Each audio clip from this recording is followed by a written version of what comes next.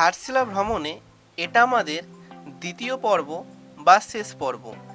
যারা 2 রাত 3 দিনে ঘাটশিলা ঘুরতে চান তারা স্টেশনের বাইরে দেওয়া পোস্টারে লেখা সমস্ত জায়গা ঘুরে দেখতে পারবেন। আর এই 2 রাত 3 দিনের ভাড়া পড়েছিল প্রায় 1900 টাকা। আজকে আমাদের ঘাটশিলায় ঘুরে দেখব 1 রামকৃষ্ণ মিশন, 2 বিভূতিভূষণ বন্দ্যোপাধ্যায়ের বাড়ি, 3 Ratmohana, 4 Siddheshwari hilltop, 5 Galudi barrage, 6 Jaduguda Rankini temple এবং 7 সূর্য মন্দির এবং বিষ্ণু দেবীর মন্দির। তো চলুন আজকের এই ভিডিওটি শুরু করছি। হেই, গুড মর্নিং বন্ধুরা। তো আজকে আমাদের ঘাটশিলা ভ্রমণের দ্বিতীয় দিন। তো আজকে আমরা কোথায় যাব, কি কি জায়গা কভার করব সেটা আমি দেখাবো। তবে তার আগে সবার প্রথমে 1 কাপ চা দিয়ে দিনটা শুরু করি। আমাদের প্রথম গন্তব্যস্থান হলো ঘাটশিলার থাকা রামকৃষ্ণ মিশন। আর এই রামকৃষ্ণ মিশন হলো ঝাড়খণ্ডে পূর্ব সিংভূম জেলার ডহিগড়ায় অবস্থিত বেলুড় মঠে একটি অন্যতম শাখা কেন্দ্র। 1941 সালে এটি প্রথম রামকৃষ্ণ বিবেকানন্দ আশ্রম হিসেবে শুরু হয় এবং পরবর্তীতে 23 মে 2004 সালে বেলুড় মঠের প্রধান কার্যালয়ের দ্বারা এটি অফিসিয়াল শাখা হিসেবে স্বীকৃতি পায়। আপনারা যারা ঘাটশিলা ভ্রমণ করবেন তাদের প্রথম গন্তব্য হলো এই রামকৃষ্ণ মিশন। তো অবশ্যই আপনারা সকাল সকাল রামকৃষ্ণ মিশন দেখে আপনাদের যাত্রা শুরু করলে আপনাদের মন প্রশান্তিতে ভরে উঠবে।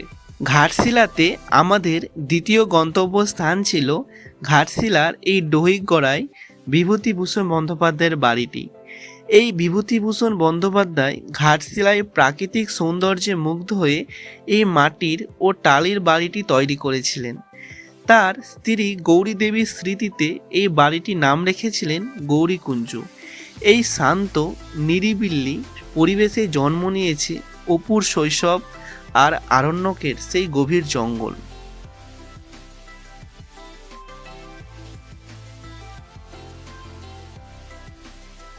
এবারে গাড়ি ছুটবে একদম পশ্চিমে। আপনারা পথেই দেখে নিতে পারেন হিন্দুস্তান কপার মাইন্স এবং এই পথেই আপনাদের ব্রেকফাস্টটা কমপ্লিট করে নিতে পারেন। ভ্রমণ করতে আসলে যে জায়গাটা ট্যুরিস্টরা একেবারেই মিস করেন না সেটা হচ্ছে এই ঘাটশিলার রাতমোহনা। আমার পেছনে দেখতে পাচ্ছেন এই হলো রাতমোহনা ঝর্ণা, আর পেছনে রয়েছে সুবর্ণরেখা নদী। আর এই রাতমোহনা ঝর্ণা আর সুবর্ণরেখা নদী এখানে মিলিত হয়েছে। এখন বর্ষাকাল, আর এখন এই রাতমোহনার জল দেখে নিশ্চয়ই বুঝতে পেরেছেন। আর এই রাতমোহনা ঘাটশিলা শহর থেকে 4 থেকে 5 কিলোমিটার মধ্যে রয়েছে।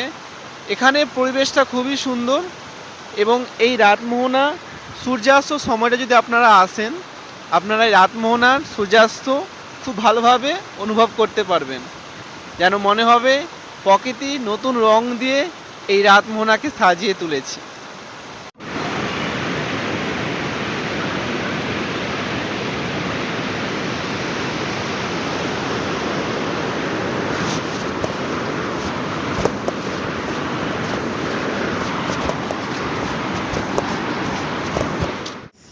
ঘাটশিলা ভ্রমণে আমাদের পরবর্তী গন্তব্যস্থান সিদ্ধেশ্বরী মন্দির।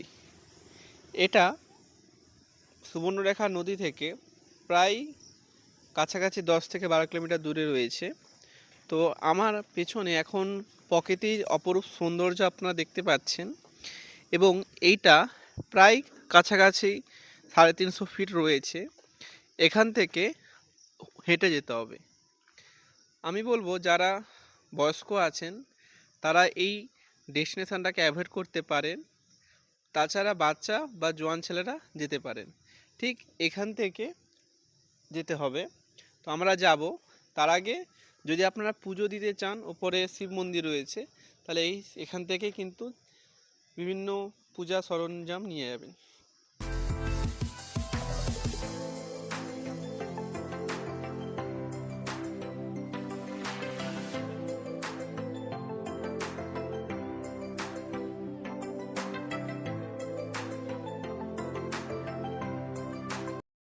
ঘাটশিলায় এসেছেন আর সিদ্ধেশ্বরী টেম্পল আসেননি, এটা হয় না।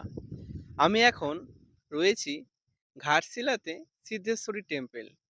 আর এই সিদ্ধেশ্বরী টেম্পল হলো একটি বিখ্যাত জায়গায় ঘাটশিলা, যেখানে আপনারা প্রায় 370 মিটার আপনারা পায়ে হেঁটে পাহাড়ে উপরে উঠে আপনারা এই টেম্পল দেখতে পাবেন। এবং এই টেম্পল দেখার সাথে সাথে আপনারা ওপর থেকে প্রকৃতির এই অপূর্ব দৃশ্য আপনারা দেখতে পাবেন এই সিদ্ধেশ্বরী মন্দির এলে। এই সিদ্ধেশ্বরী মন্দির শ্রাবণ মাস অর্থাৎ মহাশিবরাত্রির সময় এই মন্দির অনেকে জল ঢালতে আসেন, যারা ভ্রমণে আসেন বা এখানকার স্থানীয় মানুষেরা। তো এই মন্দিরটা এখন বন্ধ আছে, কিছুক্ষণ পর খুলে দেবে। তো এই মন্দিরটা আপনারা এসে এই মন্দিরটা দেখতে পাবেন।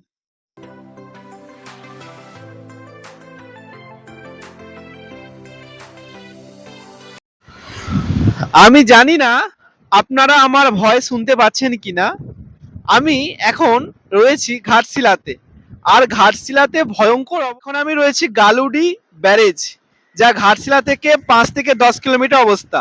এখন ভয়ঙ্কর হাওয়া দিচ্ছে আর আমরা এসে গেছি বালুডি ব্যারেজে। আর এখানে সুবর্ণরেখা নদীর ওপর এই ব্যারেজটা তৈরি করা হয়েছে।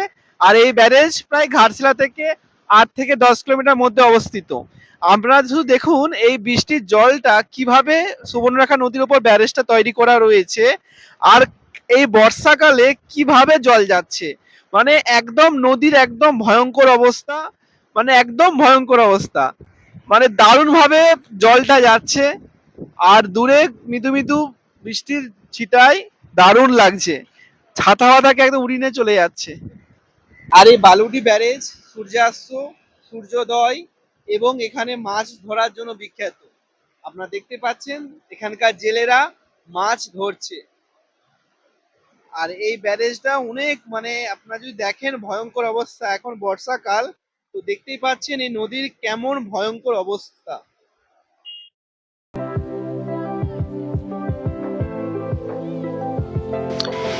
এবারে আমরা চলে যাই জাদুগোড়া রঙ্কিনী টেম্পল এবং তারপরে বৈষ্ণোদেবী মন্দির চলে যাই। বৈষ্ণোদেবী মন্দির এবং এই জাদুগোড়া রঙ্কিনী টেম্পল আপনারা ঘাটশিলা ভ্রমণ করলে অবশ্যই ঘুরে দেখবেন, আপনাদের ভালো লাগবে।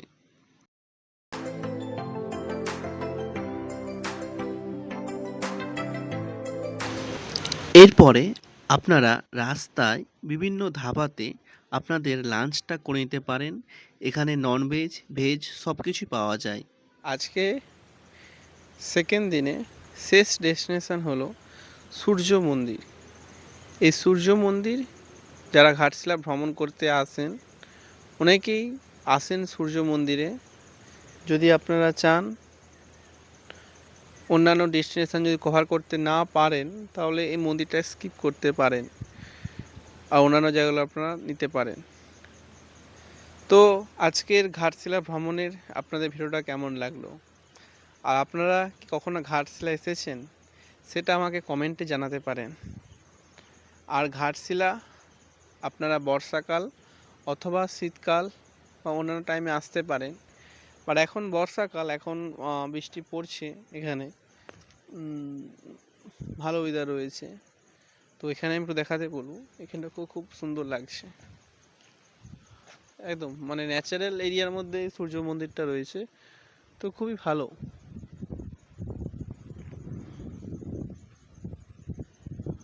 তো আজকে ঘাটশিলা ভ্রমণ এতটুকুই। তো ভিডিওটি ভালো লাগলে অবশ্যই লাইক, কমেন্ট এবং চ্যানেলটিকে সাবস্ক্রাইব করে সঙ্গে থাকবেন আরও অন্যান্য নতুন জায়গায় ভ্রমণ ভিডিও পেতে।